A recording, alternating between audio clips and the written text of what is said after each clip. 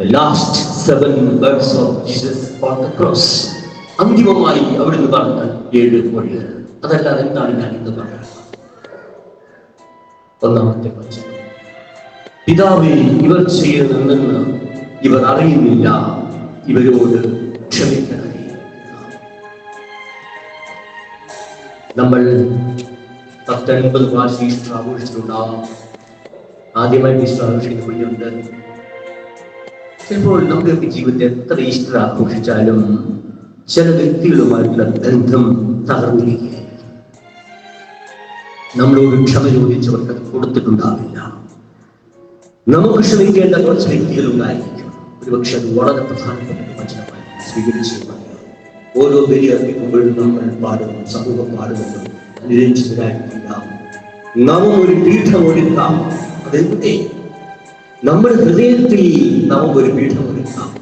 എല്ലാ വ്യക്തികളുമായി അൻരഞ്ജിതമായിട്ടില്ല. കുരിശിലെ ബലി അർപ്പിക്കുന്ന സമയത്ത് ഈശോയ്ക്ക് ഇങ്ങനെ തോന്നി, ഈ കാഴ്ച അർപ്പിക്കുമ്പോൾ നിന്റെ സഹോദരന് നിന്നോട് വെറുപ്പുണ്ടെന്ന പക്ഷം കാഴ്ചവസ്തു അവിടെ വെച്ചിട്ട് സഹോദരനുമായി രമ്യപ്പെടുക. ഈശോയ്ക്ക് ആരോടും വിരോധമില്ല. പക്ഷേ ഈശോയോട് വിരോധമുള്ള മനുഷ്യർ ഇവരോട് ക്ഷമിക്കണമേ എന്ന് പറയുന്നു. ഇവർ ആരാ? തന്നെ ഒറ്റക്കൊടുത്ത യൂദാസ്, തന്നെ തള്ളിപ്പറഞ്ഞ പത്രോസ്, തനിക്കെതിരെ വിധിവാചകം ഉച്ചരിച്ച പീലാത്തോസ്, അവനെ ക്രൂശിക്കുക എന്ന് ആർത്തു വിളിക്കുന്ന ജനം, തന്നെ വിട്ടോടിയ ശിഷ്യന്മാർ, ഇവരോടെല്ലാം ക്ഷമിക്കണമേ എന്ന് ഈശോ പ്രാർത്ഥിക്കുക. ഈ വചനം ധ്യാനിക്കുമ്പോൾ എന്നെ കേൾക്കുന്ന നിങ്ങളെല്ലാവരും ഒരു നിമിഷം ധ്യാനിക്കണം. ഇവിടെ സാഹിത്യ ഭംഗി വലിയ പ്രസംഗം നടത്തിയിട്ട് പോകാൻ സാധിക്കും. അല്പം സംസാരിക്കും. ഇവിടെ അതല്ല പ്രാധാന്യമുള്ളത്. മറിച്ച് കേൾക്കുന്ന വചനത്തിൽ ഒന്നിനെ കുറിച്ചെങ്കിലും അല്പം ധ്യാനിച്ച് ജീവിതത്തിൽ അല്പമെങ്കിലും മാറ്റം വരുത്താൻ തയ്യാറായാൽ ഈ പീഡാനുഭവ സന്ദേശത്തിനാകുന്നുണ്ട്. നമുക്ക് ആരോഗ്യത്തിൽ പെടുന്നുണ്ടോ? നമ്മുടെ തൊട്ട് അടുത്ത് താമസിക്കുന്ന മനുഷ്യനോട് നമ്മൾ സംസാരിക്കാറുണ്ട്. നമ്മുടെ അടുത്ത ബന്ധുക്കാരുമായിട്ട് ബന്ധം തകർച്ചയില്ല. താങ്കളോട് ക്ഷമ ചോദിച്ചപ്പെടാൻ താങ്കൾ അത് കൊടുത്തോ? താങ്കൾ ക്ഷമിക്കേണ്ടവരായിട്ടുള്ളവരുണ്ടോ? അങ്ങനെ ചിന്തിക്കാം. 1981 മെയ് 13 ജോൺ പോൾ രണ്ടാമൻ മാർപ്പാപ്പയെ മുഹമ്മദ് അലി ഖാൻ എന്നയാൾ 3 പ്രാവശ്യം വെടിവെച്ചു. വെടിയുണ്ടകൾ പാപ്പായുടെ ഹൃദയത്തെ നിമിഷ നേരം കൊണ്ട് സ്വിഫ്റ്റ് മുഹമ്മദിനെ അറസ്റ്റ് ചെയ്ത മാർപ്പാപ്പായ ഹോസ്പിറ്റലിൽ നിന്നും തിരിച്ചു വന്ന മാർപ്പാപ്പ പറഞ്ഞു, എനിക്ക് മുഹമ്മദ് അലി അഖയെ കാണും. ജയിലിൽ ചെന്ന് മുഹമ്മദ് അലി അഖയെ കണ്ട് മാർപ്പാപ്പ പറഞ്ഞു, സഹോദര, ഞാൻ നിന്നോട് ക്ഷമിക്കും. ഇറ്റാലിയൻ ഗവൺമെന്റിനോട് ഞാൻ പീഡിച്ചും താങ്കളെ ഇവിടെ നിന്ന് മോചിപ്പിക്കും. മാർപ്പാപ്പ ഇറ്റാലിയൻ ഗവൺമെന്റിനോട് അത് ആവശ്യപ്പെട്ടു. പക്ഷേ ഗവൺമെന്റ് പറഞ്ഞു, ഈ ശിക്ഷ അദ്ദേഹം അനുഭവിക്കും. ജന്മനാടായ തുർക്കി ഞങ്ങൾ അദ്ദേഹത്തെ ഇറ്റാലിയൻ അധികൃതർ അദ്ദേഹത്തെ മോചിപ്പിച്ചു. തുർക്കിയിലെ ജയിലിൽ കിടന്നുകൊണ്ട് മുഹമ്മദ് അലി ഖാൻ മാർപ്പാപ്പയ്ക്ക് 120 കോടി മനുഷ്യരുടെ നേതാവായ അന്ന് നീ കൊല്ലാൻ ഞാൻ വെടിയുണ്ടകൾ എടുത്തു എന്ന ലക്ഷ്യം. അന്ന് എന്നെ ജയിലിൽ വന്ന് കണ്ടു. എന്റെ ചന്ത തകർന്നു. ഈ ജയിലിൽ നിന്നും എന്നെ വിമുക്തനാക്കിയാൽ ശിഷ്ടകാലം അങ്ങയുടെ ജന്മനാടായ പോളണ്ടിൽ പോയി ഒരു മിഷണറിയായി ഞാൻ സേവനം ചെയ്യും. ഈ 100 കോടി മനുഷ്യരുടെ നേതാവ് നിമിഷ നേരം ഇയാളെ തൂക്കാക്കിച്ചിട്ടാനുള്ള കാര്യങ്ങൾ ഉണ്ടാവും. അതേസമയം മാർപ്പാപ്പ ക്ഷമ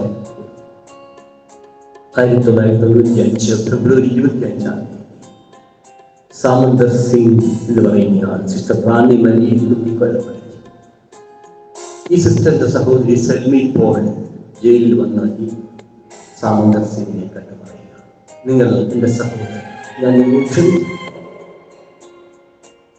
പിന്നീടുള്ള കാര്യങ്ങൾ നിങ്ങൾ ടെലിവിഷനിൽ കണ്ടിട്ടുണ്ട്. അദ്ദേഹം മാനസാന്തരത്തിന്റെ വഴിയിലേക്ക് ആ വീട്ടിൽ സന്ദർശിക്കുകയും കബറിടത്തിൽ പ്രാർത്ഥിക്കുകയും ചെയ്യും.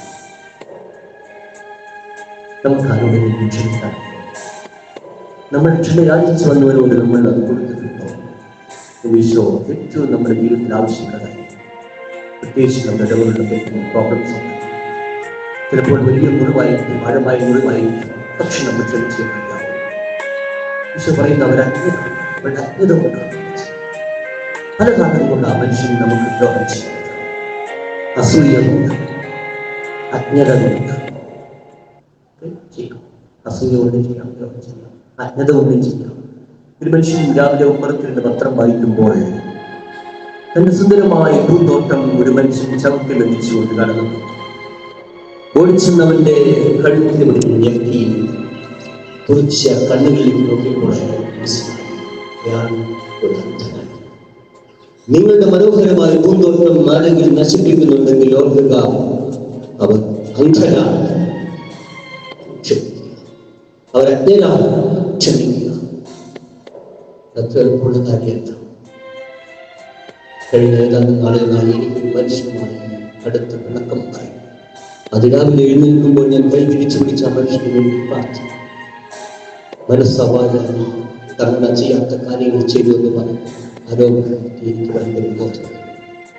അയാൾക്ക് എന്നോട് എങ്ങനെ ഈ വിരോധം മാറ്റും? ഓരോ ബലി അർപ്പിക്കുമ്പോഴും ചണ്ടുപടയുക, അയാൾക്ക് വേണ്ടി പ്രത്യേകം പ്രാർത്ഥിക്കും, മനസ്സിൽ പക്ഷെ നേരിട്ട് അങ്ങോട്ട് സംസാരിക്കാൻ പറ്റാത്ത അവസ്ഥ. എന്റെ ചാച്ചൻ മരിച്ചു കഴിഞ്ഞപ്പോൾ ഇയാൾക്ക് ഞാൻ മെസ്സേജ് ഇട്ടു, My beloved father is no more. Please pray for the departed soul. എന്റെ അപ്പച്ചൻ മരിച്ചു പോയി, നിങ്ങൾ എന്റെ അപ്പച്ചൻ വേണ്ടി പ്രാർത്ഥിച്ചു. പക്ഷെ മണിക്കൂറുകൾ വണ്ടി ഓടിച്ച് എന്റെ ചാച്ചന്റെ മൃതശരീരം രാത്രി 11:30 വീണ്ടും കുറേ സമയം വണ്ടി ഓടിച്ചു. ആ മൃതശരീരം അടുത്ത് വെച്ച് അയാളെ കെട്ടിപ്പിടിച്ചു. എനിക്ക് അങ്ങനെ ക്ഷമിക്കാൻ എങ്ങനെയും അതിന് ആ സംഭവം നിരുത്തമായി മാത്രം ആഗ്രഹിച്ച് പ്രാർത്ഥിച്ച മനുഷ്യനാണ്. അതുകൊണ്ടാണ് പിന്നീട് വലിയർപ്പിക്കുന്ന എന്തൊരു ശാന്തതയാണ്. നമ്മുടെ വിരോധമാണ് ഒത്തിരി രോഗങ്ങളുടെ കാരണം. അത് ഈശോയുടെ ഈ വചനം വളരെ പ്രധാനപ്പെട്ട വചനമാണ്.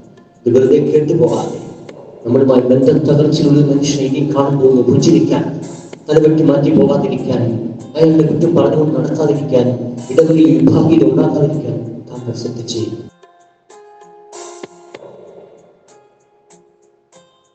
അയാളുടെ കുറ്റം പറഞ്ഞുകൊണ്ട് നടത്താതിരിക്കാൻ, ഇടവകളിൽ വിഭാഗീയത ഉണ്ടാക്കാതിരിക്കാൻ താങ്കൾ ശ്രദ്ധിച്ച് മതിയാവും. ഈ വിരോധം അടുത്തു കഴിഞ്ഞാൽ വലിയ പ്രശ്നം. അയാൾക്കത് ഫീലിംഗ് വരില്ല, അയാൾ വലിയ ദ്രോഹമാണ് ചെയ്യുന്നത്. ഒരു മനുഷ്യനെ പേപ്പട്ടി കടിച്ചു, പേപ്പട്ടി കടിച്ചപ്പോൾ അയാളെ കൂട്ടിയിടുവാണ്. അയാൾ പറഞ്ഞ എന്തെങ്കിലും അന്തിമ അഭ്യാസമുണ്ടോ? താങ്കൾ പേപ്പിടിച്ച് മരിക്കുമെന്നാണ് ഡോക്ടർ പറയുന്നത്. എനിക്ക് പേപ്പറും പേനായി ആ പേപ്പറും പേനായി കിട്ടിക്കഴിഞ്ഞപ്പോൾ കുറെ പേരുടെ പേരുകൾ വളരെ ശ്രദ്ധയോടെ ആളുകൾ ചോദിച്ച് പൈസ തരാമെന്നാണ് പൈസ കൊടുക്കാൻ. അതൊന്നുമല്ല, എനിക്ക് പേപ്പിടിച്ചു കഴിയുമ്പോൾ തിരഞ്ഞു പിടിച്ച് കടിക്കേണ്ടത് മരണം എന്ന പരിപാടിയിൽ പാട്ടിലാക്കാൻ നിൽക്കുമ്പോഴും ബന്ധങ്ങളുടെ കണക്ക് പറയുന്ന മനുഷ്യൻ, വൈരാഗ്യം തോന്നുന്ന മനുഷ്യൻ ഈ വചനം ധ്യാനിച്ചേ മതിയാവും. സമയത്തിന്റെ കുറവുകൊണ്ട് അടുത്ത വചനം ഈശോ പറയുന്നത് തന്റെ വലതുവശത്ത് കിടന്ന കള്ളനോടാണ്. ആർക്കെങ്കിലും പറയാം?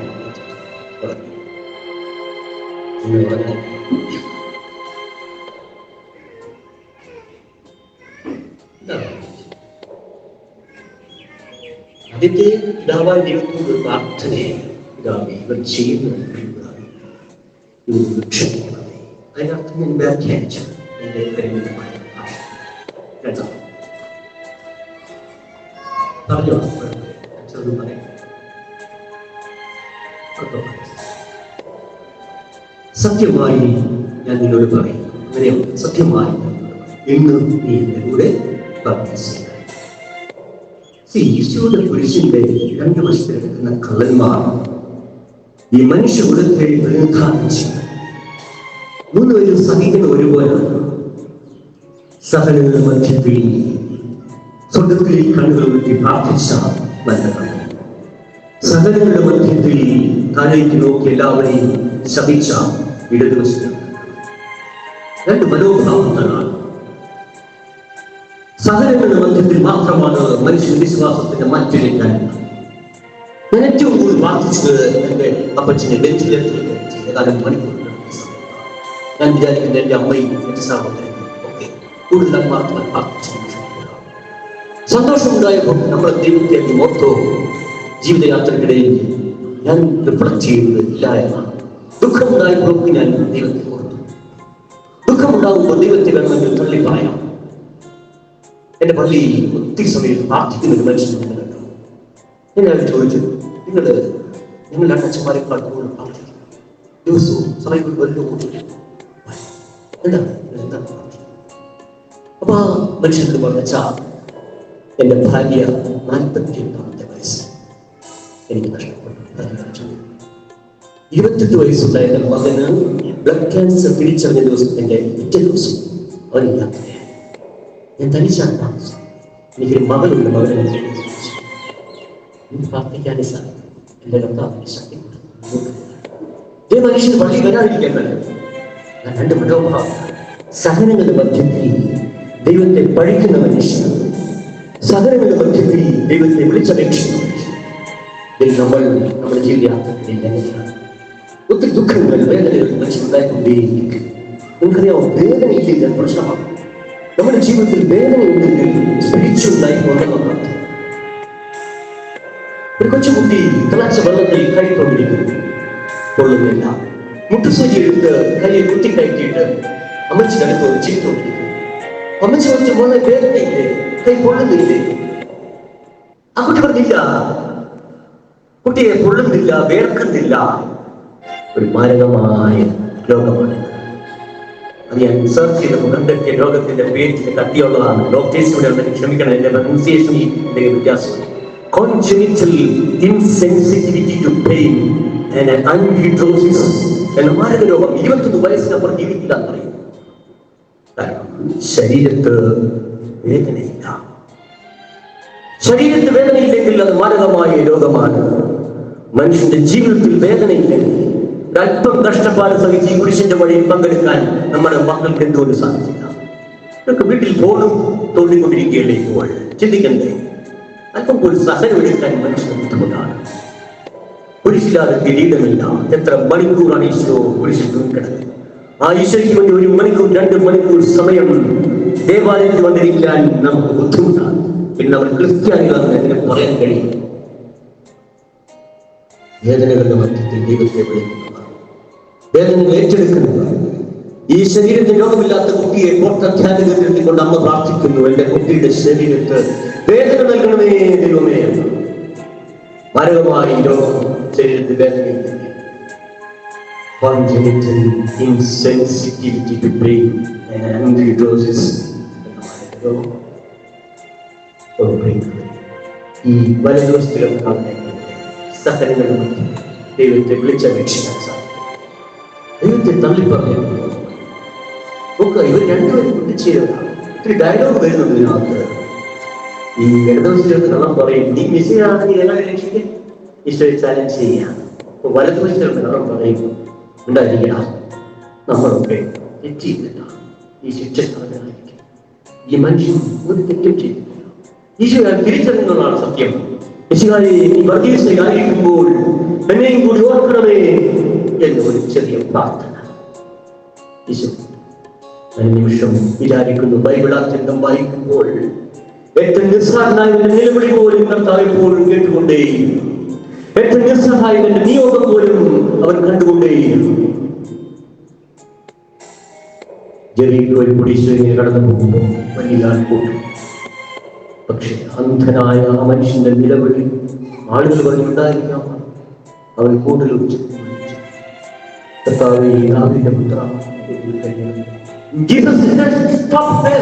എന്നാണ് ഇംഗ്ലീഷ് ബൈബിൾ പറയുന്നത്. Jesus just stopped there. Isho after him ആദ്യം ഉണ്ടായിരിക്കാം. ഈശോ ദേവാലയത്തിൽ പ്രാർത്ഥിക്കുമ്പോൾ വലിയ വലിയ ധനികരായ കൊച്ചു നോട്ടുകെട്ടുകൾ ഭണ്ഡാരപ്പെട്ടി തിരികെയാണ്. പക്ഷേ ആ ദേവാലയത്തിൽ പാവപ്പെട്ട ഒരു കൗളത്തിയ വിധവയായ സ്ത്രീയുണ്ടായി. എല്ലാവരും പോയി കഴിഞ്ഞപ്പോൾ പാവപ്പെട്ട വിധവയായ സ്ത്രീ തന്റെ നിറം മങ്ങിയ തൂവാലിയിൽ പൊതിഞ്ഞ ക്ലാവ് പിടിച്ച ചെമ്പ് തുണ്ടെടുത്ത് ആരും കാണരുതേ എന്ന് കരുതി ഭണ്ഡാരപ്പെട്ടിയിരുന്നോ ഹെലികോപ്റ്ററായി. ഈ സ്ത്രീ എല്ലാവരെയും കൂടുതൽ നിക്ഷേപിച്ചിട്ടുണ്ട്. നമുക്ക് ഈ ഭൂതധാരയും ആക്ഷേപിക്കാൻ അനുവാദമില്ല. നമ്മൾ പുച്ഛിച്ചു തള്ളുന്ന മനുഷ്യ ദൈവദൃഷ്ടിയിൽ വലിയവരായിരിക്കും. റീസനും ചുങ്കക്കാരൻ റീസൻ വലിയ വലിയ കാര്യങ്ങൾ വിളിച്ചു പറയുന്നുണ്ട്. ചുങ്കക്കാരൻ മാറത്തടിച്ച് ഭാവിയായിരുന്നു കരുണ തോന്നുന്നത്. ഈ ചുങ്കക്കാരൻ നീതീകരിക്കപ്പെട്ടവനായി തിരിച്ചുപോയി എന്ന് വഴി പറയും. നമ്മൾ വലിയ കരുതുന്നവരായിരിക്കില്ല. ധനവാനും ദാസറും ബൈബിൾ വായിക്കുന്ന ആളുകളായിരിക്കില്ല. ധനവാനും പൈസയൊക്കെ ഉണ്ട്, മൃദുല വസ്ത്രങ്ങൾ, നല്ല ഭക്ഷണം, അവന്റെ പടിവാതിൽ കിടക്കുന്ന ദാസർ ഒരു ഭിക്ഷക്കാരൻ. പക്ഷേ ധനവാന്റെ അവസ്ഥ ഇതുപോലെ ഒത്തിരി ജോഡികളുടെ സുവിശേഷം ലൂക്കാ സുവിശേഷം എന്ന് പറയും. രണ്ടുപേരെയും നമ്മൾ ചിന്തിക്കുന്ന ആളാണ്. നമുക്കത് ആരെയും വിധിക്കാൻ അനുവാദമില്ല. മാനസാന്തരം എപ്പോൾ വരുന്നതിൽ സംഭവിക്കാം. ഒരു പാലത്തിൽ നിന്ന് താഴേക്ക് ചാടുന്ന മനുഷ്യൻ, ആത്മഹത്യ വേണ്ടി ചാടുന്ന മനുഷ്യൻ പാലത്തിന്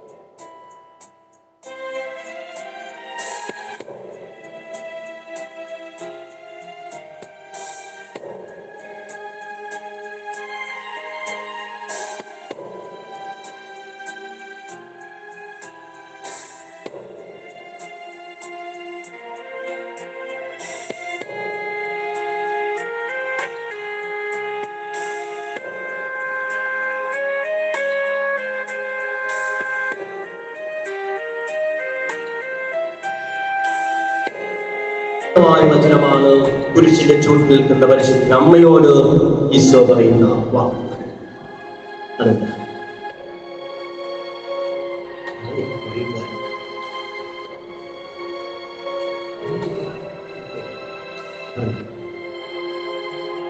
സ്ത്രീയെ, ഇതാ നിന്റെ മകൻ.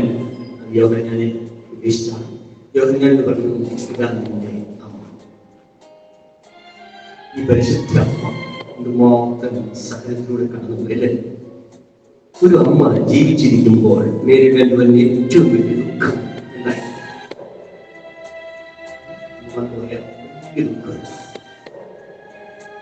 എന്റെ മക്കളുടെ കാര്യം ഒരു കുറ്റവും ചെയ്യാത്ത എന്റെ ഏക മകനെ റോമൻ ഭരണകൂടം വിധിക്കുന്ന ഏറ്റവും നീചമായ ശിക്ഷ ആകാശത്തിനും ഭൂമിക്കും മധ്യേ ഒരു കുരിശിൽ പിടഞ്ഞു മരിക്കുന്ന ആ മകന്റെ ചതി എന്ന കാലത്തൊഴുത്ത് മുതൽ കാൽവരി വരെ അമ്മയ്ക്ക് ദുഃഖങ്ങൾ ഏറ്റുവാങ്ങി. ലോകരക്ഷകനെ പ്രസവിച്ചിടാൻ സ്ഥലമില്ലാത്ത ബെത്ലഹേമിന്റെ മലമടക്കിലൂടെ മഞ്ഞു പെയ്യുന്ന രാത്രിയിൽ ഒരു വേള കുഞ്ഞിനെ പ്രസവിച്ചിട്ട് കഴിഞ്ഞപ്പോൾ അവന് വധഭീഷണി. എത്ര കിലോമീറ്ററാണ് ചോര കുഞ്ഞിനെടുത്തുകൊണ്ട് ഓടി. 12 വയസ്സിൽ കുഞ്ഞിനെ കാണാറുണ്ട്. കുഞ്ഞിനെ ദേവാലയത്തിൽ കാഴ്ചയെടുക്കുമ്പോൾ സമയം പറയുന്നു, നിന്റെ ഹൃദയത്തിൽ കൂടി ഒരു വാൾ കടക്കും. അങ്ങനെ കേട്ടിട്ട് അമ്മ ജീവിക്കാൻ ആ അമ്മ ഒരു വീണ്ടും നഷ്ടപ്പെട്ടു. അതെല്ലാം ഓർക്കുവാണ്. ഈശോയ്ക്ക് വിധേയനായി ജീവിച്ചു. കുരിശിൽ കിടക്കുന്ന ഈശോ തന്റെ മകനും അമ്മയുമായിട്ടുള്ള ഗാഠമായ ബന്ധം ഈ ലോകം മുഴുവൻ അറിയാൻ വേണ്ടി അമ്മയെ അങ്ങനെ വെറുതെ ഉപേക്ഷിച്ചു പോകുന്നില്ല. മാതാപിതാക്കളുള്ള കടമ നിർബന്ധിക്കാത്തവർ ആരെങ്കിലും ഉണ്ടെങ്കിൽ ഈ നിമിഷം മാപ്പ് ചോദിക്കണം. സ്വന്തം അമ്മയോട്, സ്വന്തം അപ്പനോട് നീചമായി പെരുമാറി അവരെ നിങ്ങൾ കരയിപ്പിച്ചിട്ടുണ്ടെങ്കിൽ വാക്കുകൊണ്ട്, പ്രവൃത്തി കൊണ്ട്, ഉപേക്ഷ കൊണ്ട് മാപ്പ് ചോദിക്കണം. അതിനുവേണ്ടിയാണ് വായിച്ചത്. എന്റെ അപ്പച്ചൻ മരിച്ചു പോകുമ്പോൾ അദ്ദേഹം എനിക്ക് വേണ്ടി ചെയ്ത എല്ലാ കാര്യങ്ങളും മെമ്മറി 5-ാം പരിപാലിച്ച് 10 വയസ്സ് തന്നെ എടുത്തുകൊണ്ട് ഒരമ്മ നമുക്ക് വേണ്ടി ചെയ്ത കാര്യം ഓർക്കുമ്പോഴാണ് അമ്മയുമായിട്ടുള്ള ഗാഠമായ ഒരു പ്ലാസ്റ്റിക് സർജറിക്ക് മായ്ച്ചു കളയാനാവാത്ത ഒരു മുറിവ് നമ്മുടെ ശരീരത്തെ അവശേഷിപ്പിച്ചു. അമ്മയുമായിട്ടുള്ള അമ്മമാരുടെ ഒരു മനുഷ്യനെ കുറ്റവാളിയാക്കാനും ലോകമറിയുന്ന വലിയ മനുഷ്യനാകും ലോകമറിയുന്ന ഏറ്റവും വലിയ ക്രൂരനായ അഡോൾഫ് ഹിറ്റ്ലറിനെ അങ്ങനെ സൃഷ്ടിച്ചത് എന്റെ അപ്പനാണ്.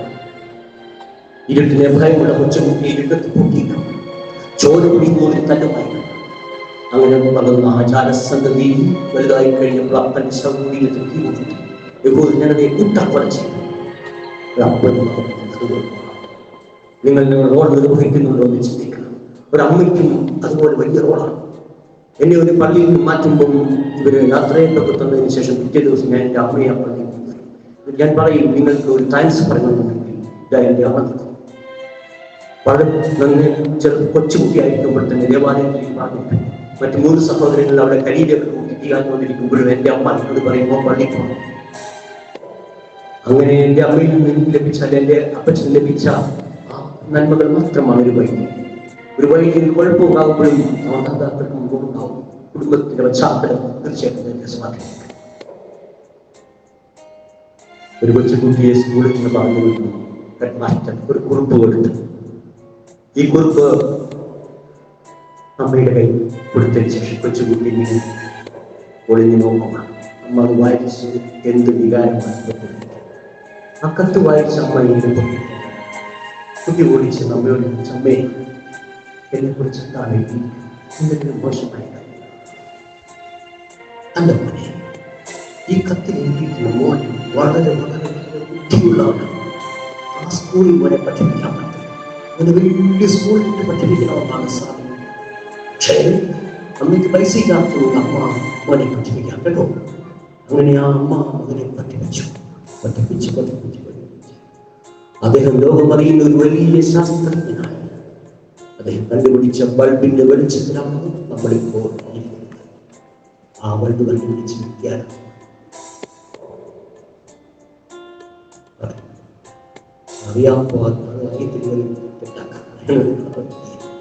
Thomas Alva Edison. എഡിസന്റെ അമ്മ മരിച്ചു. എഡിസൺ ഇങ്ങനെ അമ്മയുടെ മേശയൊക്കെ ഇങ്ങനെ അടുക്കി പറഞ്ഞു. പണ്ട് ഹെഡ് മാസ്റ്റർ കൊടുത്ത കുറിപ്പ്, ആ കുറിപ്പ് എഴുതിയിരിക്കുന്നതാണ്, your son is mentally ill, we cannot teach him this school. നിങ്ങളുടെ മകൻ ഒരു മന്ദബുദ്ധിയാണ്, ഈ സ്കൂളിൽ അവനെ പഠിപ്പിക്കാൻ കഴിയില്ല എഴുതി. പക്ഷെ അമ്മ വായിച്ചു കേൾപ്പിച്ചില്ല. അമ്മ വായിച്ചു കേൾപ്പിച്ചു എന്റെ മകൻ അതീവ ബുദ്ധിമാണ്, കളിയാക്കിയതല്ല. അമ്മയ്ക്കറിയാം, അങ്ങനെ വായിച്ചു കേൾപ്പിച്ചാൽ ഈ ബൾബ് വേറെ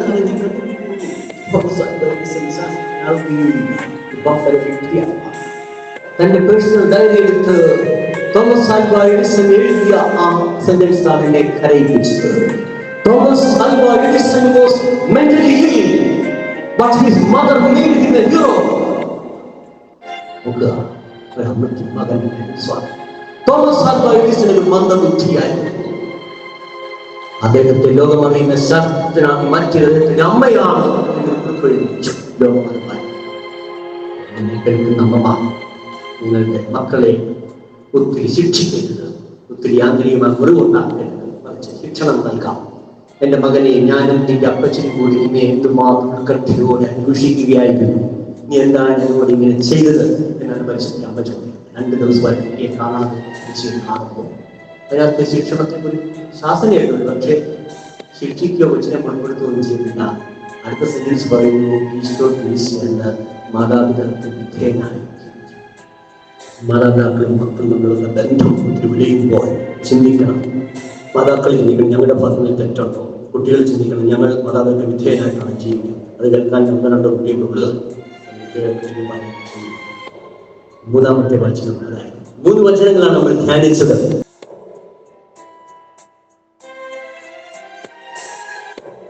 പലപ്പോഴും മനുഷ്യർ ഇങ്ങനെ വായിക്കുമ്പോൾ കൺഫ്യൂഷൻ ഉണ്ട്. ഈശോ കുരിശിൽ കിടന്നുകൊണ്ട് ഒരു സങ്കീർത്തനം ഉരുവിടുന്നു. എന്റെ ദൈവമേ, എന്റെ ദൈവമേ, എന്തുകൊണ്ട് നീ എന്നെ ഉപേക്ഷിച്ചു? ഇത് സങ്കീർത്തനം 22:1. 22 സങ്കീർത്തനം മുഴുവൻ ഇന്ന് സംഭവിക്കുന്ന കാര്യങ്ങളെല്ലാം എഴുതിയിട്ടുണ്ട്. അസ്ഥികൾ തകർക്കപ്പെടുന്ന ഈശോ അത് ദാവീദ് എഴുതിയ ഒരു വിലാപ സങ്കീർത്തനം. ഈ 2 സങ്കീർത്തനങ്ങൾ ഈശോ കുരിശിൽ കിടന്നുകൊണ്ട് ഉരുവിടുന്നുണ്ട്. ഇത് സങ്കീർത്തനം 22:1 സാം ഓഫ് ലമെന്റേഷൻ, വിലാപ സങ്കീർത്തനമാണ്. അപ്പം ദുഃഖമുണ്ടായപ്പോൾ, കഠോരമായ ദുഃഖമുണ്ടായപ്പോൾ ഈശോ പറഞ്ഞ സങ്കീർത്തനം ഉരുവിട്ട് ഈശോ പ്രാർത്ഥിക്കുകയാണ്. സങ്കീർത്തനങ്ങൾ യഹൂദന്മാരുടെ പ്രാർത്ഥന പുസ്തകമാണ്. അപ്പൊ അതിലൊരു സങ്കീർത്തനം ഈശോ ഉരുവിടുകയാണ്. അല്ല നിരാശയിൽ ഉണ്ടാകുന്ന ഒരു പ്രാർത്ഥനയല്ല, മറിച്ച് ഒരു സങ്കീർത്തനം ഉരുവിടുകയാണ്. അതുപോലെ കഠോരമായ വേദന, എത്ര മണിക്കൂർ അല്ലേ? അപ്പൊ അങ്ങനെ അത് തീവ്രമായ വേദന ഉണ്ടായപ്പോൾ ഈശോ സങ്കീർത്തനം ഉച്ചരിച്ച് പ്രാർത്ഥിക്കുകയാണ്. നമ്മുടെയൊക്കെ ജീവിതത്തിൽ ഒരുപക്ഷെ എത്രയോ തവണ നമ്മൾ എനിക്ക് ചോദിച്ചിട്ടുണ്ടാവും, എന്റെ ദൈവമേ, എന്റെ ദൈവമേ, എന്തുകൊണ്ട് നീ എന്നെ ഉപേക്ഷിച്ചു? നമുക്ക് ശാരീരികമായ ഒത്തിരി വേദന ഉണ്ടാകുമ്പോൾ, മാനസികമായ സമ്മർദ്ദം ഉണ്ടാകുമ്പോൾ, ആത്മീയ ജീവിതത്തിൽ വേണ്ടത്ര വളർച്ച ഉണ്ടാകാതെ വരുമ്പോൾ നമുക്ക് ഈ ആത്മീയ സങ്കടം ഉണ്ടാകും. അപ്പോൾ ഒരുപക്ഷെ ഈശോയെ മനുഷ്യൻ ചോദിച്ചതുപോലെ നമ്മൾ ചോദിച്ചത് വരാം, എന്റെ ദൈവമേ, എന്റെ ദൈവമേ, എന്തുകൊണ്ട് നീ എന്നെ ഉപേക്ഷിച്ചു? ഈശോ ഒരു പ്രാർത്ഥനയായിട്ടാണ് അവതരിപ്പിച്ച് തിരിച്ചറിയുക. അത് അതീതമായ ദുഃഖം അനുഭവിച്ചു ദാവീദ് എഴുതി വെച്ച സങ്കീർത്തനം ഈശോ ഒരു പ്രാർത്ഥിക്കുകയാണ്. മറ്റൊന്ന്, നമ്മൾ എത്ര പ്രാർത്ഥിച്ചാലും നമ്മുടെ ജീവിതത്തിലെ ചില സംഭവങ്ങൾ മാറിപ്പോവുകയില്ല. രോഗമായിരിക്കാം, ഒരു പാപത്തിന്റെ ബന്ധനമായിരിക്കാം, ആത്മീയ ജീവിതത്തിലെ ചില പ്രശ്നങ്ങളായിരിക്കാം. പൗലോസ്ലീഹായ്ക്ക് ഒരു മുള്ള് നൽകി. ഈ മുള്ള് മാറിപ്പോകണമെന്ന് സ്ലീഹ ഒത്തിരി അപേക്ഷിച്ചു. സ്ലീഹായ്ക്കിട്ട് മറുപടി എന്താണ്? മുള്ള് മാറിപ്പോവുകയില്ല. എന്താണെന്ന് അറിയില്ല. രോഗമായിരിക്കാം, പാപത്തിലേക്കുള്ള ഇൻക്ലിനേഷൻ ടു സിൻ, പാപത്തിലേക്കുള്ള ചായ്വായിരിക്കാം, എന്താണെന്നറിയില്ല. ഒരു മുള്ള് നൽകപ്പെട്ടെ, നിനക്ക് എന്റെ കൃപ മതി എന്നാണ്. അപ്പൊ അതുകൊണ്ട് നമ്മുടെ ജീവിതത്തിൽ നിരാശപ്പെടേണ്ട ആവശ്യമില്ല.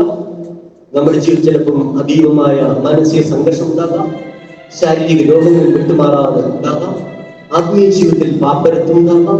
നിരാശപ്പെടേണ്ട ആവശ്യമില്ല. ഒരുപക്ഷെ എത്ര പ്രാർത്ഥിച്ചാലും ചില കാര്യങ്ങൾ മാറിപ്പോയെന്നും വരില്ല. അവിടെ നമ്മൾ തീക്ഷണമായി പ്രാർത്ഥിച്ച ഈ സങ്കീർത്തനം ഉരുവിടണം, സങ്കീർത്തനമായിട്ട് വരണം, പ്രാർത്ഥനയായിട്ട്. നമ്മൾ വരുന്ന കാര്യങ്ങളായിരിക്കത്തില്ല നമ്മളെ രക്ഷിക്കുന്നത്. നമ്മുടെ ജീവിതത്തിൽ മോശം വരുന്ന കാര്യങ്ങളായിരിക്കും ചിലപ്പം നമ്മുടെ ജീവിതത്തിൽ ദൈവവും മനുഷ്യന്മാരുടെ ബന്ധം കൂട്ടിയുറപ്പിക്കാൻ സഹായിക്കും. ഞാൻ അമിതമായിട്ട് അഹങ്കരിക്കാതിരിക്കാൻ ദൈവം ചില ബലഹീനതകൾ എനിക്ക് തരും. അതിനെ അഹങ്കരിക്കും, എന്നെ എളിമപ്പെടുത്താൻ ചില കാര്യങ്ങൾ ദൈവം അനുവദിക്കും. അത് നമ്മൾ ദൈവത്തോട് ചോദിച്ചുകൊണ്ട് ആവശ്യമില്ല. ഒരു കലമ നിശ്ചലമായി കിടക്കുന്ന തടാകത്തിൽ തീരത്ത് നിൽക്കുകയാണ്. ആ തടാകത്തിൽ കലവാൻ തന്റെ പ്രതിച്ഛായ എത്ര സുന്ദരമായി ജീവിതം. അത് അതിന്റെ കൊമ്പുകൾ കണ്ടിട്ട് ഇങ്ങനെ ചിന്തിക്കുകയാണ്, ദൈവമേ, എന്റെ കൊമ്പുകൾ എത്ര സുന്ദരം, നീ നല്ല കൊമ്പുകൾ നൽകിയല്ലോ, അതിസുന്ദരമായ കൊമ്പുകൾ. അവൻ ദൈവത്തെ വാഴ്ത്തി. പിന്നീട് ആ ശരീരം ഇങ്ങനെ നോക്കി പോകുമ്പോൾ അതിന്റെ ശുഷ്കിച്ച കാലുകൾ കണ്ടു. അപ്പോൾ ഈ കലമാൻ ദൈവത്തോട് പറഞ്ഞു, സുന്ദരമായ കൊമ്പുകൾ തന്ന ദൈവം എന്തിനാണ് എനിക്ക് ലഭിച്ച അത്ര ഭംഗിയില്ലാതെ കാലുകൾ നൽകി ദൈവത്തോട് ചോദ്യം പോലെ എൻ്റെ കൊമ്പുകൾ എത്ര സുന്ദരം, എൻ്റെ കാലുകൾ അത്ര സുന്ദരമല്ല, വിരൂപമായിരിക്കും. ഇങ്ങനെ ഈ മാൻ ചിന്തിച്ചുകൊണ്ടിരിക്കുമ്പോൾ സിംഹത്തിന്റെ ഗർജനമുണ്ടായി. ഈ കലമാൻ അതിവേഗം കൂടി വനത്തിനുള്ളിൽ പ്രവേശിച്ചു.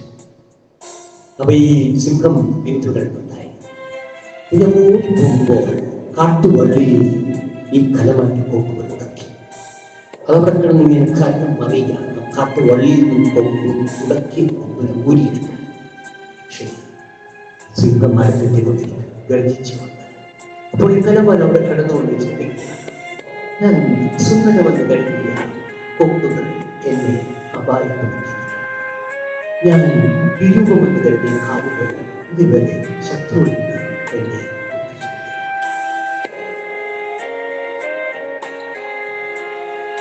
നമ്മുടെ ജീവിതത്തിൽ സംഭവം ദൈവം ചില കാര്യങ്ങൾ നമുക്ക് മോശം അത് നമ്മുടെ ലക്ഷ്യക്കാരൻ ഇതൊക്കെ മനസ്സിലാക്കാൻ നമുക്ക് ബൈബിളിൽ പുസ്തകം തന്നെ നൽകിയിരിക്കുകയാണ്. സഹനങ്ങളുടെ മധ്യത്തിൽ വേദന ഉണ്ടാവും. അത് രണ്ട് വചനങ്ങൾ ഈ സഹനവുമായി ബന്ധപ്പെട്ട് തന്നെയാണ്. സഹനങ്ങളുടെ മധ്യത്തിൽ മനുഷ്യൻ ജോബിന്റെ പുസ്തകം നിങ്ങൾ വായിക്കും. 38 അധ്യായം മുതൽ നിങ്ങളുടെ ജോബ് നീതിമാനായ ഒരു മനുഷ്യനായിരുന്നു. നീതിമാനായ ജോബിന് തന്റെ സമ്പത്തും സമ്മാനങ്ങളും നഷ്ടപ്പെടുന്നു. തന്റെ ശരീരത്തിലെ കുഷ്ഠരോഗം ബാധിക്കുന്നു. ഓട്ട് കഷ്ടമെടുത്ത് ജോബ് തന്റെ ശരീരം ചുരുണ്ടിക്കൊണ്ടിരിക്കുമ്പോൾ ദൈവം ചുഴലിക്കാറ്റിലൂടെ ജോബിനോട് സംസാരിച്ചു. ജോബിനെ, ഞാൻ ഈ ഭൂമിക്ക് അടിസ്ഥാനമിട്ടപ്പോൾ നീ എവിടെയായിരുന്നു? ഈ ഭൂമിയുടെ അളവുകോൽ നിർമ്മിച്ചത് ആരാണ്? ചുട്ടുകൊള്ളുന്ന മരുഭൂമിയിൽ മഴ പെയ്യിച്ച് അവിടെ പുല്ലുകളിൽ പെയ്യുന്ന ആരാണ്? മഴ പെയ്യുന്നില്ല, നമുക്ക് ആഗ്രഹിക്കാൻ ബാക്കിയാണ്. മഞ്ഞ തുള്ളിയെ ജനിപ്പിച്ചതാരാണ്? ഗർഭത്തിൽ സമുദ്രം പൊട്ടി പുറപ്പെട്ടപ്പോൾ അതിനെ കഥകടച്ച് തടഞ്ഞു നിർത്തിയവരാരാണ്? കടലിൽ ആലപ്പുഴ ഇങ്ങോട്ട് ഇടയ്ക്ക് കയറി വരും സുനാമി പോലെ. നമ്മൾ എന്ത് ചെയ്യണം? ഈ കടലിൽ ഇടയ്ക്ക് കയറി വരാൻ അത് അവിടെ വരെ മതിയെന്ന് പറഞ്ഞവനാരാണ്? കുതിരയ്ക്ക് കരുത്ത് കൊടുത്തവനാരാണ്? കാട്ടുകഴുതയെ അഴിച്ചുവിട്ടത് നീ പറഞ്ഞാണോ? കഴുകൻ നീളത്തിൽ പറക്കുകയും ഉന്നതങ്ങളിൽ കൂടുകയും ചെയ്യും. നമ്മൾ ദൈവത്തോട് 1000 ചോദ്യങ്ങൾ ചോദിക്കുമ്പോൾ ദൈവം ചോദിക്കുന്ന ചോദ്യങ്ങളാണ് പറഞ്ഞുകൊണ്ടിരിക്കുന്നത്. തീറ്റയ്ക്ക് വേണ്ടി അലമുറയിട്ട് കരയുന്ന കാക്കക്കുഞ്ഞുങ്ങൾക്ക് തീറ്റ അന്വേഷിച്ചു പോകുന്ന കാക്കയ്ക്ക് അത് തിരിച്ചു കൊടുക്കുന്നതാരാണ്? കാക്കയുടെ പട്ടിണികളുടെ എതിരെന്നാണല്ലോ, അതിന്റെ കൂട്ടിൽ ഭക്ഷണമുണ്ടോ? പക്ഷേ ആ കുഞ്ഞുങ്ങൾ കരയുമ്പോൾ കാക്ക എതിരെയും കാക്ക നടക്കും. ഏതെങ്കിലും സ്ത്രീ ജനാലയിൽ തുറന്ന ഭക്ഷണത്തിന്റെ വേസ്റ്റ് പുറത്തേക്ക് ഇട്ടിട്ടുണ്ടാവും. കാക്ക അത് കൊണ്ടുവരുത്തുള്ളൂ. എത്തിച്ചു കൊടുക്കുന്ന ആരാണ്? ഈ പ്രപഞ്ചത്തിലെ സർവ്വചരാചരങ്ങളുടെയും സ്പന്ദനങ്ങൾ അറിയുന്നു എന്ന് ദൈവം ജോബിന് വ്യക്തമാക്കി കൊടുത്തു. അപ്പോൾ ജോബ് വാബുദ്ധിയാണ് വരുന്നത്. ദൈവം തന്നു, ദൈവം എടുത്തു, ദൈവത്തിന്റെ നാമം മഹത്വപ്പെടട്ടെ. സങ്കടങ്ങളുടെ മധ്യത്തിൽ ഈ ഒരു പ്രാർത്ഥന ഉണ്ടാവട്ടെ. ഈ വ്യക്തി നിങ്ങൾക്ക് സങ്കടത്തിന്റെ ജോബ് ആവശ്യം. 4 വചനങ്ങളാണ് വ്യാഖ്യാനിച്ചത്. സമയം 5-ാമത്തെ വചനത്തിൽ പറയുന്നത് എനിക്ക് ദാഹിക്കുന്നു.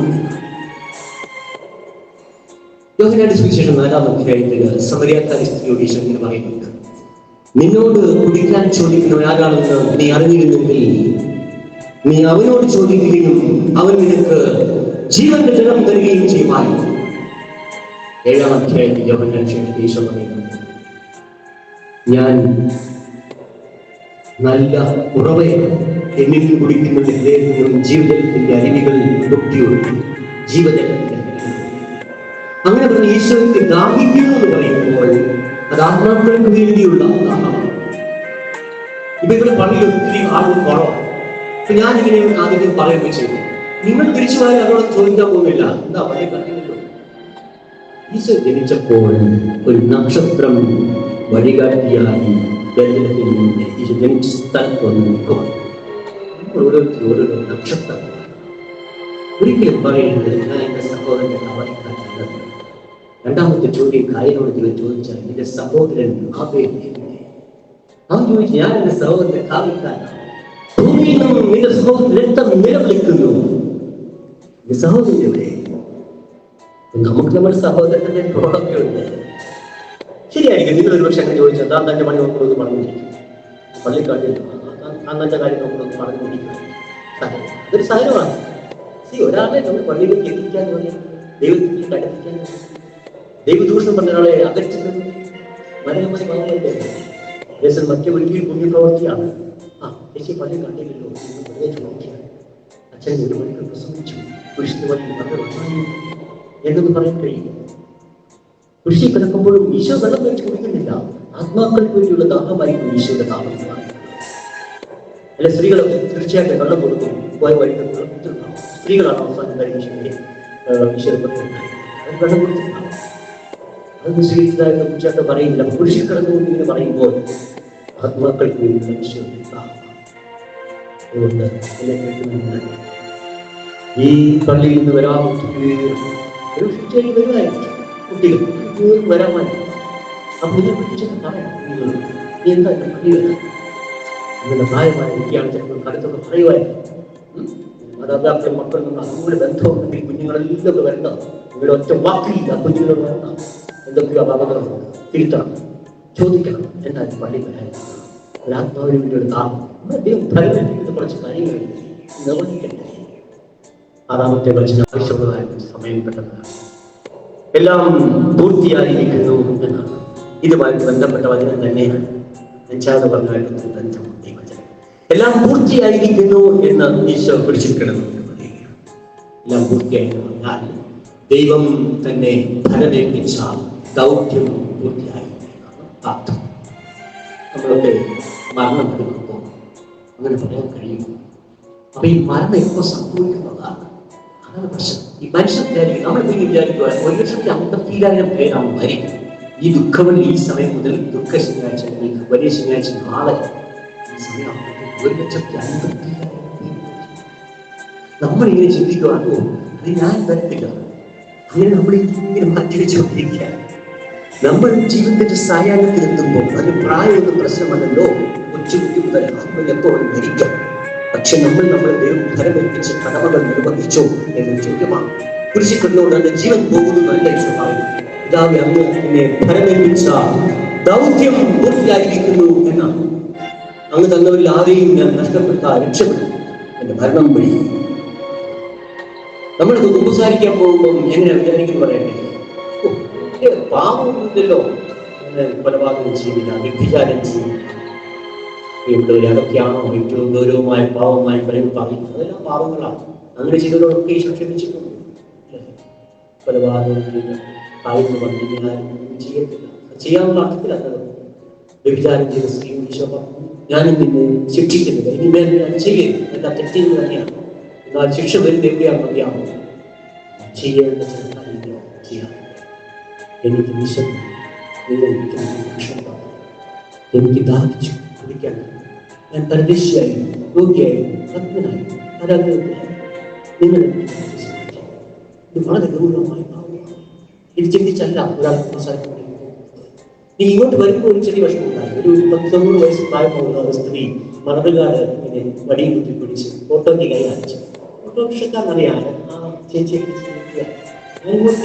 തിരിച്ച് ഓട്ടത്തിൽ നടത്തിച്ച് എവിടെ എത്തിക്കേണ്ടത് എത്തിക്കണമെന്നുണ്ടായി. പക്ഷെ ഇവിടെ സമയം വൈകിപ്പോൾ വിചാരിച്ചപ്പോൾ ഇപ്പോഴാണ് സങ്കടം. ഞാനങ്ങനെ ചെയ്യാറില്ല. ചെറിയ പ്രവൃത്തിയാണ്, പക്ഷെ അത് ഭയങ്കര ഇഫക്റ്റ്. ഒരിക്കൽ ഞാൻ നെടുമുടി യാത്രയിൽ പോകുമ്പോൾ ഇതുപോലെ വളരെ പ്രായമുള്ള സ്ത്രീ കൈ കാണിച്ചു. കമലമ്മ എന്ന് പറഞ്ഞ സ്ത്രീ അര കിലോമീറ്റർ പോയാൽ മതി. അതിനെപ്പറ്റി സംസാരിച്ചു. വൈദികനാണ്, എനിക്ക് മരുന്ന് വാങ്ങാൻ മനസ്സിലാക്കി ഞാൻ എന്റെ വശം 200 രൂപ കൊടുത്തു. എന്റെ കൈവശം ചെറിയ തുകയല്ലേ, പക്ഷെ അത് ഒത്തിരി അനുഗ്രഹം ഒരു ചെറിയ പ്രവർത്തിക്ക് പോലും അതിന് ഇഫക്റ്റ് ഉണ്ട്. നിശ്ചലമായി കിടക്കുന്ന ഒരു പ്രതാപത്തിൽ ഒരു കൊച്ചു കുട്ടി ചെറിയൊരു കല്ലെടുത്ത് കലണ്ടാവും. മുണ്ടി പുന്നത്തറ വെള്ളാപ്പള്ളി ഇടവഴി സെന്റ് തോമസ് ചർച്ച് ഒരു കൊച്ചു കുട്ടിക്ക് പോലും വലിയ ഇഫക്റ്റ് ഉണ്ട്. ചെയ്യേണ്ട നല്ല ചെയ്യും. ഒരുപക്ഷെ പാല് കൊടുത്തിട്ട് തിരിച്ചു പോകുന്ന കുട്ടി കാണുന്നു പൊട്ടക്കിടക്കുന്ന ഒരു മനുഷ്യൻ കിടന്ന് ജീവന് വേണ്ടി നിലനിൽക്കുന്നു. ഈ കൊച്ചു കുട്ടി ഓടിച്ച നാട്ടിലെ രക്ഷപ്പെടുന്നവരെ രക്ഷപ്പെടുത്തും. അതേ കുട്ടിക്ക് ഒരാളെ അവഹേളിക്കാൻ നമ്മൾ ചെയ്യാതെ പോയ നന്മകളിൽ നമ്മളെ രക്ഷപ്പെട്ടിരിക്കട്ടെ.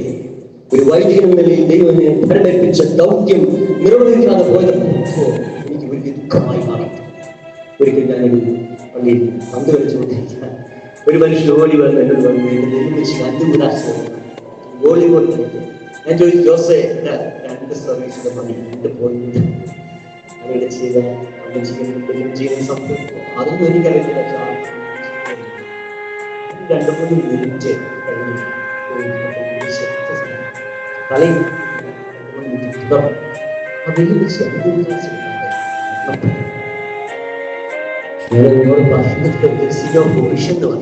വലിയ ചെയ്യാൻ പാടുള്ളതല്ല. പിന്നീട് ഒരിക്കലും ഞാൻ അങ്ങനെ വികാസം പെട്ടെന്ന് റോഡിട്ട് ബൈക്കേക്ക് പെട്ടെന്ന് experience is the best teacher. നമ്മുടെ ജീവിതത്തിൽ എക്സ്പീരിയൻസ് അതാണ് ഏറ്റവും അതിന് പഠിക്കണം. ചെയ്യാൻ സാധിക്കുന്നതെല്ലാം ചെയ്യും, പ്രത്യേകിച്ച് നോയമ്പുകാലം.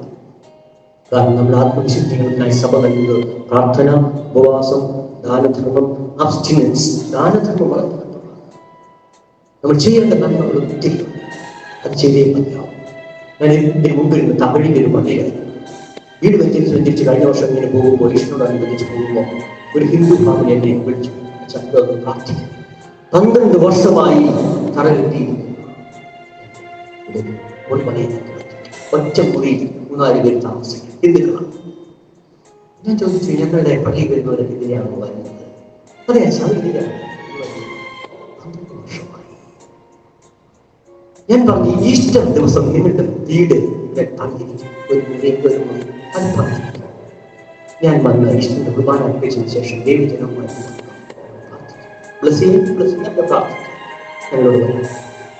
കഴിഞ്ഞ ഈസ്റ്റർ 2 ലക്ഷം രൂപ നൽകുന്നു. പക്ഷെ 12 വർഷമായി വീടിനെ അന്വേഷിക്കാൻ കഴിയാതെ പള്ളി ഞാൻ ശരിയല്ല.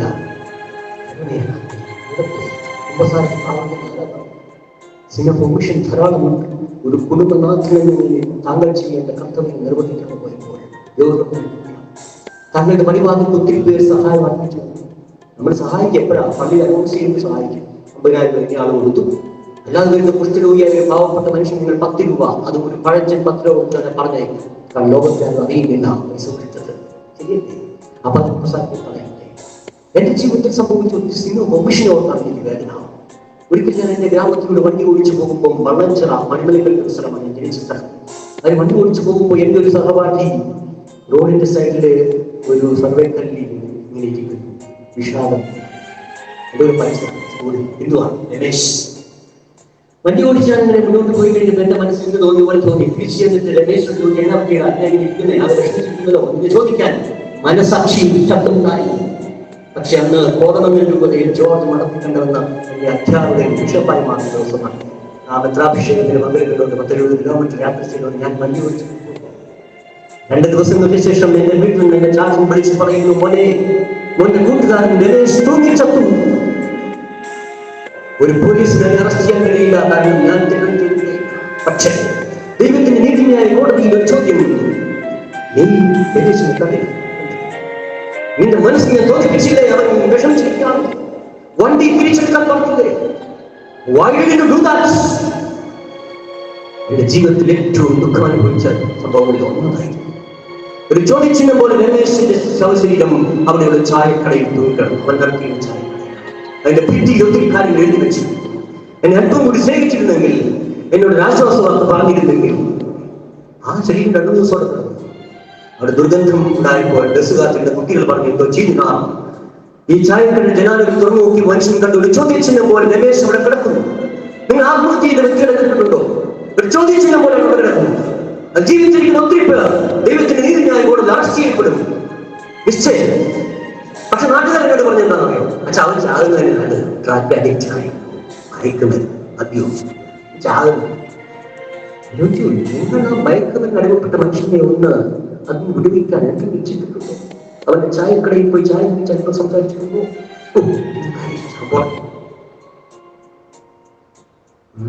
നമുക്ക് റോളുണ്ടോ? സിംഹഭൂഷൻ ഒത്തിരി ഞങ്ങളുടെ ജീവിതത്തിൽ സംഭവിച്ചു. ഞാൻ വായിച്ച ഒരു സംഭവങ്ങൾ പറയാം. ഒരു അച്ഛനോട് അതിരാവിലെ ഒരു യുവാവ് വന്ന് കുമ്പസാരം. അച്ഛനെ കുറ്റപ്പെടുത്തിയിട്ടുണ്ട്. ഇതൊക്കെ എപ്പോഴും നമ്മൾ വളരെ അലേർട്ടായിട്ട് ചെയ്യണമെന്നാണ്. അത് ബൈബിളിൽ അങ്ങനെയാണ്. സിനഗോഗിൽ കണ്ടവാനും ശിക്ഷ വെള്ളത്തിലുള്ള എണ്ണ എടുത്തില്ല അല്ലേ, അത് വലിയ തെറ്റാണ്. പക്ഷെ അവർ ശിക്ഷ കൊടുത്തില്ല, തന്നെ കാണാൻ പറ്റിയില്ല അല്ലേ. ഒത്തിരി സംഭവങ്ങളുണ്ട്. ശിക്ഷ കൊടുക്കുന്നതല്ല സിനോ കമ്മീഷനാണ്. സിനോ കമ്മീഷൻ കൊടുക്കുന്നില്ല, ചെയ്യരുതാത്തൊരു കാര്യം ചെയ്യും, അതിനെ ശിക്ഷ ആകുമാണ് ശിക്ഷിക്കുന്നത്. സിനോ കമ്മീഷൻ ശിക്ഷ കൊടുക്കുന്നു. വിവാഹവസ്ത്രം ധരിച്ചിട്ടില്ല, ഒരു കാലം കൊടുത്തും വർദ്ധിപ്പിച്ചില്ല, അതൊക്കെ കടം ഭയങ്കര ശിക്ഷ കൊടുക്കുന്നത്. അതുകൊണ്ട് ഈ അച്ഛൻ്റെ അടുത്ത് രാവിലെ 5 മണിക്ക് ഒരു മനുഷ്യൻ അച്ഛൻ ബ്രഷ് ചെയ്തോണ്ടിരിക്കും, പല്ല് വെച്ചോണ്ടിരിക്കുക. അച്ഛൻ പറയും, എടാ ഞാൻ പല്ല് വെച്ചോണ്ടിരിക്കും, ഞാൻ 10-15 മിനിറ്റ് പള്ളി വരും, അത് അല്ല ജനിക്ക് പോകും കുസാരി യുവാ. ഞാൻ പറഞ്ഞു, ഞാൻ പല്ല് വെച്ചിട്ട് കുടിച്ചില്ല. അച്ഛൻ എന്തെങ്കിലും തെറ്റ് ചെയ്തു ഇല്ല, ഞാൻ ആണെങ്കിൽ അതിൻ്റെ പറയുന്നു അരിക്കില്ല ചെനിക്ക് പോകാൻ. അവിടെ നീ വെയിറ്റ് ചെയ്യും, വന്ന് കിട്ടുന്ന ഓടി വരും, ബ്രഷ് ചെയ്യും, വാഷ് ചെയ്ത് കുടിച്ച് ഓടി വരാം. അച്ഛൻ്റെ ഒരു 6 മണിയായപ്പോഴത്തേക്ക് പള്ളിയിൽ പള്ളിയുടെ ചുറ്റുവട്ടത്ത് ആൾക്കൂട്ടം. ഈ യുവാവ് അതിനകത്തൊരു ക്ലാവ് തൂക്കി ധരിച്ചു. അപ്പൊ നിങ്ങൾ അച്ഛൻ തെറ്റാണെന്ന് ചോദിച്ചത് അച്ഛൻ തെറ്റില്ല. പക്ഷെ ഈ മനുഷ്യൻ അത്ര അജിറ്റഡാണ്, മാനസിക ഭ്രാന്തിയാണ്. ഒരുപക്ഷെ അത് അപ്പോൾ തന്നെ ചെയ്തത് ആ വഴി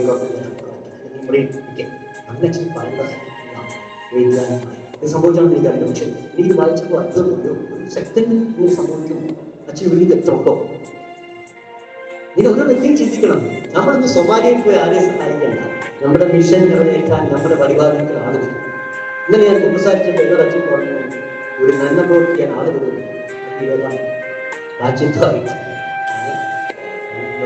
പറയാം കേട്ടോ. അപ്പൊ ഇങ്ങനെ വ്യാഴാഴ്ച ഒരു 3-3:30 ഒരു മനുഷ്യൻ വന്നു. മരുന്ന് വാങ്ങി കാശ് കൊടുക്കണം, അതിന്റെ പൈസ കൊടുക്കണം. അച്ഛൻ എന്ത് പറഞ്ഞു വരും, അച്ഛൻ പോയി കൊടുക്കുന്നുണ്ട്, അച്ഛൻ്റെ സഹായിക്കുന്നതാണ്. നല്ല സമറായി ഭൂമിയിൽ ബാക്കി തുക ഞാൻ തിരിച്ചു വരുമ്പോൾ തന്നുകൊള്ളാം എന്ന് പറഞ്ഞാണ് സമരക്കാരൻ. ഈ ഉപമയിൽ ഞാൻ തിരിച്ചു വരുന്നതാണ് പറയുന്നത്.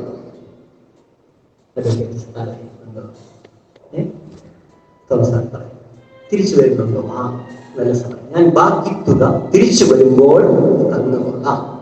ബൈബിളിൽ മുഴുവിപ്പിക്കാത്തൊരു ഉപമയാണ്, പൂർത്തിയാക്കിയിട്ടുള്ള ഉപമ. ആ പൈസ ആര് കൊടുക്കും എന്റെ ചോദ്യം. പിന്നെ ഇതിനെ യാത്ര ചെയ്യുന്ന മനുഷ്യൻ വേണം ഇതിനെ പൈസ കൊടുത്ത് കൊടുക്കാൻ. എന്നൊരു ചിന്തയിനകത്തുണ്ടോ? സമയം ലാസ്റ്റ് വചനോട് പറഞ്ഞ് അവസാനിപ്പിച്ച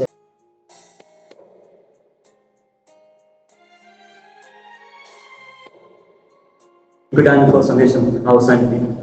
2 മിനിറ്റോടെ എന്തൊക്കെയാണ് 1 മണിക്കൂറൊക്കെ പറയുന്നത്. അവസാനം ഈശോ ഒരു ഉത്തരത്തിൽ സങ്കീർത്തനമാണ്. അതിൽ പറയാം 31:5. സങ്കീർത്തനം 31:5 പറയാം. അറ്റ്ലീസ്റ്റ് ഞാൻ പറഞ്ഞ 7 വചനങ്ങൾ മനസ്സിൽ സൂക്ഷിക്കും. കുറച്ച് സമയത്തേക്ക് ഉദ്ധാനിക്കുന്ന വരെ അത് ധ്യാനിക്കുകയും ചെയ്യണം. ധ്യാനിക്കാൻ ഇങ്ങനെ പ്രേരിപ്പിക്കുകയായിരുന്നു. 7-ാമത്തെ വചനമുള്ള ഒരു സങ്കീർത്തനമാണ് ഈശോ തീർക്കുന്നത്. ഇത് ഒച്ചയില്ല കേട്ടു. പിതാവേ, അങ്ങയുടെ തൃക്കരങ്ങളിൽ എന്റെ ആത്മാവിനെ ഞാൻ സമർപ്പിക്കും. പിതാവേ, അങ്ങയുടെ സങ്കീർത്തനം 31:5 കേട്ടോ. പിതാവേ, അങ്ങയുടെ തൃക്കരങ്ങളിൽ എന്റെ ആത്മാവിനെ ഞാൻ സമർപ്പിക്കും. നമ്മളിങ്ങനെ യാത്ര ചെയ്തു പോകുമ്പോൾ നമ്മളെ വലയം ചെയ്യുന്ന അദൃശ്യമായ ശക്തി. അങ്ങനെ വണ്ടി ഓടിച്ച് ഒരു സെക്കൻഡ് അപകടം സംഭവിക്കാം. ചിലപ്പോഴൊക്കെ ഉറങ്ങിപ്പോയിട്ടു ക്ലാസ്സെടുത്തിട്ട് വണ്ടി ഓടിച്ചു. എങ്കിലും നമ്മളെ ഉണർത്തുന്ന ശക്തി നമ്മൾ രക്ഷിക്കുന്നുണ്ട്. നമ്മളത് മനസ്സിലാക്കുന്നേ. ഈ ജംബോ സർക്കസ് കഴിഞ്ഞ ആഴ്ച വരെ, മാർച്ച് 13 വരെ കോട്ടയത്തുണ്ടായിരുന്നു, നാഗമ്പടം മൈതാനി. നിങ്ങളത് കണ്ടവരെന്ന് കൈവക്കാം. ഞാൻ സർക്കസിന്റെ പ്രചാരകനാണ്. അത്രയും ജീവിതത്തിൽ ആയുസ്സുമായി ചെലവാക്കി അഭ്യാസങ്ങൾ പഠിച്ച് അങ്ങനെ ചെയ്യുന്നവരെ പ്രോത്സാഹിപ്പിക്കണ്ടേ. ഞാൻ അവിടെ ബിനാമിയൊന്നുമല്ല, അവരുമായിട്ട് ആരുമായിട്ട് എനിക്കൊരു കണക്ഷൻ. ഞാൻ പോയി കണ്ടാൽ രാത്രി 9 ലക്ഷം. ഈ ഷോയിൽ ആദ്യത്തെ ഇനം ഈ അന്തരീക്ഷത്തിൽ ഒരു പക്ഷിയെ പോലെ ഇങ്ങനെ പാറിപ്പറന്ന് ഊഞ്ഞാലാടുന്ന വ്യക്തിയാണ്. കാരണം പിടിക്കും. അപ്പൊ ഞാൻ ഇത് ഭയങ്കര സംഭവമാണോ? ഈ ഉയരത്തിലാണ് സംഭവമാണ്. കാരണം അവിടെ നിന്ന് വരുന്ന ആളുകളെ പിന്നെ ഒരു ഊഞ്ഞാൽ വിട്ട് മറ്റേ ഊഞ്ഞാൽ ചാടിപ്പിടിക്കണം. ഇങ്ങനെ അന്തരീക്ഷത്തിൽ പക്ഷിയെ പോലെ പറന്ന് ഊഞ്ഞാലാടാനും ഈ സർക്കസ് കൂടാരത്തിലെ ആൾക്ക് ആത്മവിശ്വാസം കൊടുക്കുന്നത് എന്താണെന്ന് പറയാം. നിങ്ങൾ സർക്കസ് കാണാത്ത പ്രശ്നമായി കണ്ടിരുന്നില്ല, പറഞ്ഞു പെട്ടെന്ന് എല്ലാവർക്കും പറയാം. അല്ലെങ്കിൽ ചോദിക്കുമ്പോൾ പ്രായമുള്ളവർക്ക് പറയാം.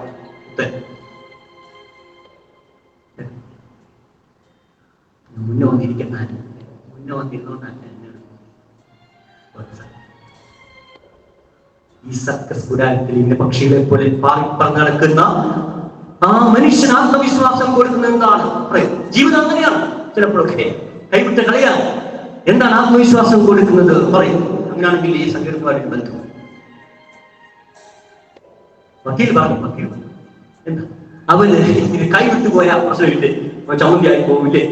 അതോ അവൻ എന്താണ് ആത്മവിശ്വാസം അങ്ങനെ മാറി പറഞ്ഞ് നടക്കാൻ മുകളിലാണ് സംഭവങ്ങൾ.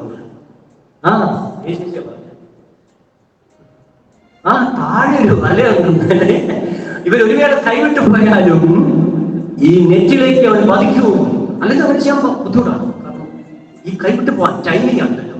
കറക്റ്റ് അവൻ പറഞ്ഞ മറ്റൊരാൾ ചാടി പിടിക്കണം അല്ലെ, ഇപ്പുറത്തെ ഊഞ്ഞാൽ ചാടി പിടിവിട്ട് പോയാൽ പോവും.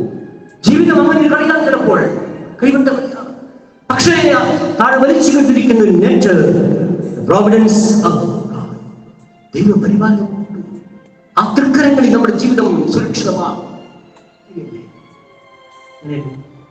The invisible wind moves the trees. അദൃശ്യമായ കാറ്റ് മരങ്ങളെ ചലിപ്പിക്കും. You never ever see the wind. നോക്കുക, ചുമ്മാ നോക്കുക, ജനൽക്കുള്ളിൽ പുറത്തേക്ക് നോക്കുക. മരങ്ങൾ ചലിക്കുന്നുണ്ടല്ലേ? ആ മരങ്ങളെ ചലിപ്പിക്കുന്ന കാറ്റിനെ നമ്മൾ കാണുന്നില്ല. Invisible wind moves the trees. അതുപോലെ ശക്തിയുണ്ട് നമുക്ക്. അതുകൊണ്ട് ഒരു കൊച്ചുകുട്ടി വലിയപ്പം പറയാം, നീ ചാടിക്കോടാ, കുറെ പോണ്ട, അത് ചാടും. പ്രായമാകുന്നതനുസരിച്ച് നമ്മൾ യുക്തി പ്രയോഗിച്ച് ചാടത്തില്ല. കൊച്ചുകുട്ടിയായി മനസ്സിലാക്കുക. ഇതുപോലെ ദൈവത്തിന്റെ കാര്യങ്ങളിലേക്കുള്ള ഒരു എടുത്തിച്ചാട്ടമാണ് നമ്മുടെ വിശ്വാസം എന്ന് പറയുന്നത്. നമ്മുടെ കർത്താവിൻ ദൈവത്തിന്റെ പിതാവിന്റെ കരങ്ങളിൽ എന്റെ ജീവിതം സുരക്ഷിതമാണെന്ന് ചിന്തയുണ്ട്. ദൈവ പരിപാലനയെ ആശ്രയിച്ച് ജീവിക്കാൻ ചിന്തയുണ്ട്. പക്ഷെ നമ്മളൊക്കെ എന്നാ ചെയ്യും ചോദിച്ചാൽ ദൈവത്തിന്റെ കരം പിടിച്ച് യാത്ര ചെയ്യും, ഇടയ്ക്ക് അവൻ വിട്ടേച്ചു പോകും. അപ്പൊ പിന്നെ പ്രശ്നമാവും. ഒരു വലിയ പെരുന്നാളിന് പാറയപ്പള്ളി തിരുനാൾ നടക്കാൻ കഴിയുക. പാറയപ്പള്ളി ഒത്തിരി ആൾ അന്വേഷണമൊക്കെ വീഴുന്ന ഒത്തിരി വർഷം ചെയ്യുമ്പോൾ അപ്പോ ഈ അവിടെ ഒത്തിരി ആൾ വരുമ്പം ഒരു 3 വയസ്സ് പ്രായമുള്ള ഒരു കൊച്ചുകുട്ടി അമ്മയുടെ കരം ധരിച്ചുകൊണ്ട് ഇങ്ങനെ പോവാണ്. കുറച്ച് കഴിയുമ്പോൾ അവൻ അമ്മയുടെ കരം വിടാൻ സമയം. കാരണം അവിടെ വെച്ചുവാനിക്കാരുണ്ട്, ബലൂൺ വിളിക്കുന്നവരുണ്ട്, ബൂത്ത്. ഇവരിതൊക്കെ എടുത്താണ് പിടിക്കണം. അമ്മച്ചി ഇവിടെ തരുന്നില്ല. വിട്ടു കഴിഞ്ഞാൽ അമ്മച്ചി ഇങ്ങനെ പ്രശ്നമാണ്. ഒരു വേള ഈ ആൾക്കൂട്ടത്തിനിടയിൽ 3 വയസ്സ് പ്രായമുള്ള ഒരു കുട്ടിക്ക് അമ്മയുടെ കരം വിട്ടുപോയാൽ കുറച്ച് സമയമൊക്കെ അവൻ ആ മൂത്തൊക്കെ പോലും ഇരിക്കും. പിന്നെ അവൻ നേരിടിച്ച് കരയാൻ അമ്മ അതീവ ദുഃഖിതയായി. ഒരുപക്ഷെ അമ്മയ്ക്കാരെ ഓരോ അറിയിക്കുന്നു. 3 വയസ്സ് പ്രായം ദൈവത്തിന്റെ കരം കിട്ടിയ നമ്മുടെ രാജ്യത്തെ അസ്വസ്ഥ നോക്കും ആകെ അങ്കലാക്കാം. ആ കരം പിടിച്ചു കൊച്ചുകുട്ടി അങ്ങ് പോയത് കുഴപ്പമില്ല. ഒരു അമ്മയുടെ ഒക്കത്തിരിക്കുന്ന കുട്ടിക്ക് എതിരെ ഒരു കാട്ടാന വന്നാലും ആ കുട്ടി അമ്മയെ അങ്ങ് പിടിക്കുന്നു. ഇതുപോലെ ജീവിതത്തിന്റെ പ്രതിസന്ധികളിൽ നമുക്ക് പറയാവുന്ന ഏറ്റവും വലിയ പിതാവിനെ എടുത്തെടുക്കാൻ